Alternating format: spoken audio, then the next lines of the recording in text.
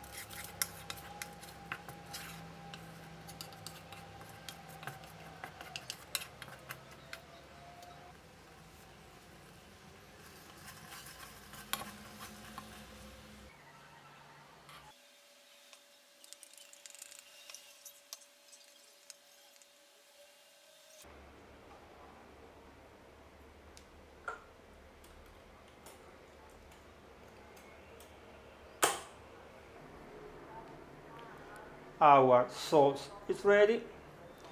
You can use the mixer, or you can use the one for the vegetables. They remove the skin. I don't know the name in English. I will put it here. After, you need to warm up your sauce again. When the sauce is hot, you put in the jar, you close, and you can keep in the jar for at least 6 months. When you open your jar, you should store in the fridge. So see you tomorrow to taste our sauce with the tacos.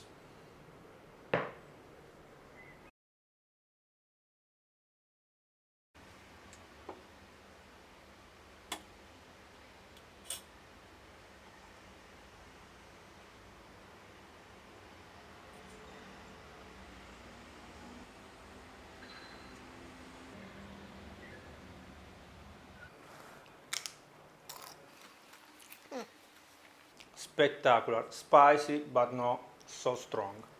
Good. Okay guys, remember to subscribe to the channel, to leave me a like, to watch all the other videos, to share this video with your friends, and also for any question down in the comments. Now I have already prepared the ingredients to make the NDUJA, another Italian salami. So now I will use this sauce to make another recipe. So remember to check the next recipe.